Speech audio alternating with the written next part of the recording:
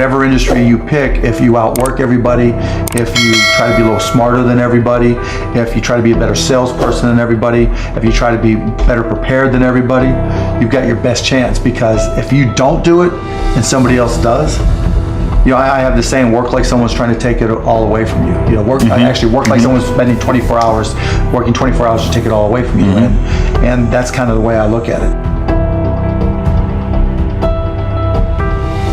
What would you say is the number one reason why people fail? Lack of brains, lack of effort. Lack of brains, lack of effort. Yeah, they don't do the work. They don't learn. When you walk in the room, when you start a business and you start to talk about somebody, you're never in a vacuum with no competition. Unless you're just extremely lucky. And if there's going to be competition, that means somebody else knows your business as well as you do when you get started. And if you walk into a competitive environment and they still know more about the business than you do and more about your customers, you're going to lose. But most people don't consider that. They don't do the work. They don't learn more about their industry. They don't know even about their business. And so you've got to put in the effort to know more about your industry than anybody else. And that's the brains part, and that's the effort part as well.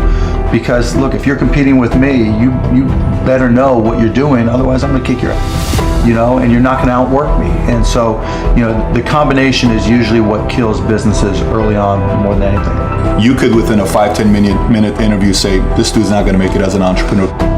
Yeah, I can typically tell, right? I can tell by their passion. I can tell by their focus. I can tell by their preparation.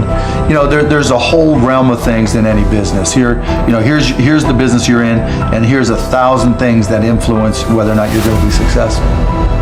Through my experience in businesses, I can put myself in his position and say, okay, here are 900 of the 1,000 things he has to be aware of, and then go through and ask. And by how many of those or her issues they've been able to address already, that kind of gives me a sense of how hard they're willing to work. And I can tell by the questions they ask me. So all I have to do is say, okay, what do you want to know? And when they start saying, what should I do? They ask you. Yeah, and that's fine, right? And I want them to ask questions, but people like to say, the only stupid questions are the ones you don't ask, and that's not right? Because the questions you ask tell whoever more about you than anything else you do. Because in particular, it tells me about your preparation. If you ask me questions about just basic things that you should have known and you should have down to a science, that's going to disqualify you almost more than anything. If you're not always learning, to this minute, if I'm not continuously learning, if I'm not just absorbing as much as I can absorb, someone else is going to kick my ass, right? So you talk about paranoia. The greatest source of your paranoia should be knowledge.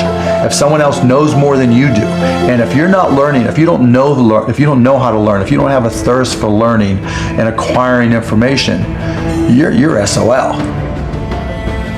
Do you think there needs to be a healthy level of paranoia? Oh, absolutely. There needs to be. Oh, yeah. I mean, I always say, for every one of my businesses, I say, what would I do to kick my own ass? Right? So whatever business you have, there's somebody trying to put you out of business. There's somebody trying to take a bite out of your business, and it's better for you to figure out how they're going to do it rather than they do it. And so, yeah, that's being paranoid. And so you have to be paranoid. You have to anticipate other people's next moves, and you can't ever, downplay the competition.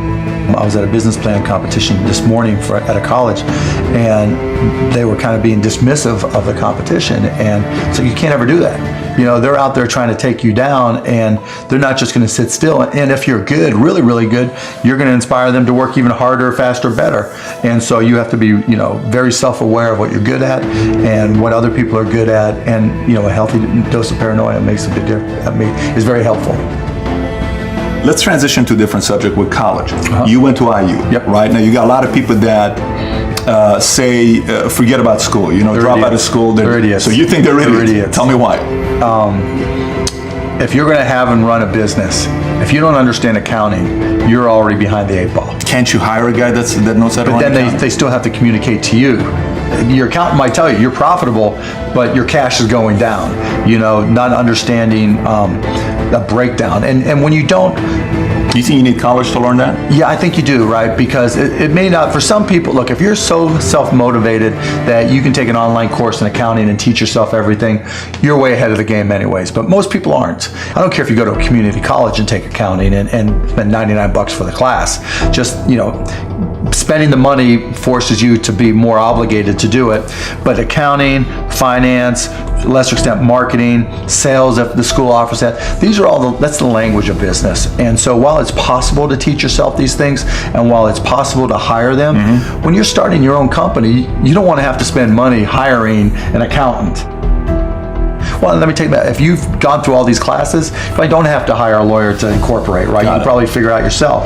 And so your cost of opening up a business drops. But even more important than all that, that's the blocking and tackling. That's the language of business. The thing I learned at Indiana that was more important than anything else, I learned how to learn. And learning became far more important to me, because the one certainty in business is that it's always going to be changing. How does one entrepreneur increase the speed in areas that they can increase? There's certain things you can't control. Speed in what way? Speed of growing your business. All right. So how fast can I grow? Yeah, I mean, it just depends. You've got to know your own skill set, right? And you've got to know how that fits within your company's life cycle. Some companies are slow grind. And you just have to understand that, and you've just got to bide your time until it starts to click, and then grow with it quickly. If you're trying to release a product that needs to be ubiquitous, you've got to go as fast as you can, and then release a product, yeah, like a launch. Yeah, and there's a lot of people who will say, perfection is the enemy of profitability, right? And that doesn't mean you have to wait till it's a perfect product. It really just depends on what the product is. It, a barber shop, right? Is it an app? Is it a service? Is it a product? But the key is looking for the low-hanging fruit.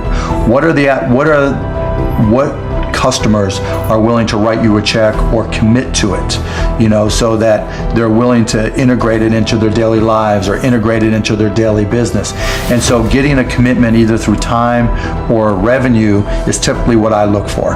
And so if I can get a commitment, then I'm going to be able to learn. I'm going to see how they use it. Do they sustain usage? And then once I get the next one, hopefully it came a little bit faster than the first one. Then I can ask for referrals, and then the next one, then the next one. And I just try to ramp it up. When I bought the Mavs, we had no season ticket holder base. And so literally it was a matter of just putting a list of former season ticket holders in a white pages back then, on my desk next to my phone, and making phone calls. You? Yeah, me. Yeah, because if I'm not going to do it, how can I expect someone else to do it, right? So just get on the phone. Hey, this is Mark Cuban. I'm the new owner of the Dallas Mavericks. I'd like to invite you back for a game. It's not, though. This is my business. But you can't get regular sales guys or something to make those calls once they get to a quarter. You're a guy that's a billionaire. You're making those calls. But that's all, and that's fine and good, right? Because everybody's got their own goals, right? But still, I didn't want anybody at the Mavs to be able to say, well, he's not willing to do the work, right? There's, if I walk around, I'm picking up all the papers. I'm not saying go get that picked up. I'm like, okay, that's trash. I'm picking it up. But in terms of speed of growth, it's really, you got to get that first customer first. And then when you get that first, what did you learn? Reiterate, get that next customer. And then hopefully, as you learn more and more through the process, then the next one comes by even faster. Alluding to it earlier about entrepreneurs being born or built, and I think I knew I was wired to be excited about business. How or why, I don't know. But, and there's certain guys that have the genetics to jump out of the gym, right? There's certain guys, that, when they golf, they have the muscle memory and the discipline.